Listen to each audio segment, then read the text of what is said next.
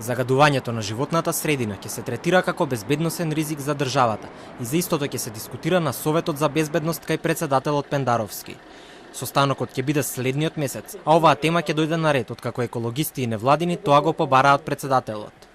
Тие денес околу 1 час беа на гости во вилата на Водно, лично да кажат што бараат и што очекуваат од него во борбата со загадувањето.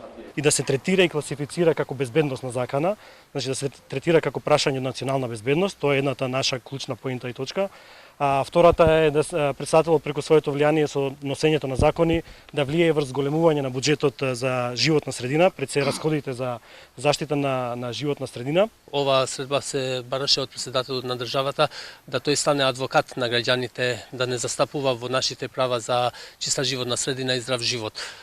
Исто така локално побаравме да не застапува во прашањето за прогласување на Шарпланина за национален парк пред да се сече сета шума и пред да се сушат сите реки од хидромафијата. Ние ќе пристапиме кон граѓанска непослушност.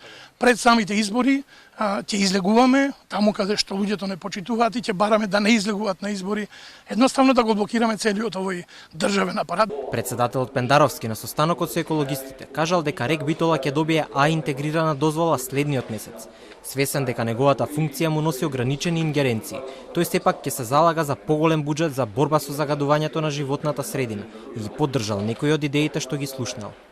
Председателот ќе ја застапува идејата за зголемување на државниот буџет за заштита на животната средина со цел да се приближи кон просекот на земјите членки на Европската унија. Ќе даде и поддршка за создавање на национален фонд за заштита на животната средина. Невладините организации, повеќе од 20 на број, пред 2 недели подпишаа писмо во кое побараа председателот на државата да се вклучи во решавање на загадувањето. Тие дадоа идеја и армијата да патролира, на што Пендаровски одговорил дека тоа е задача само на полицијата.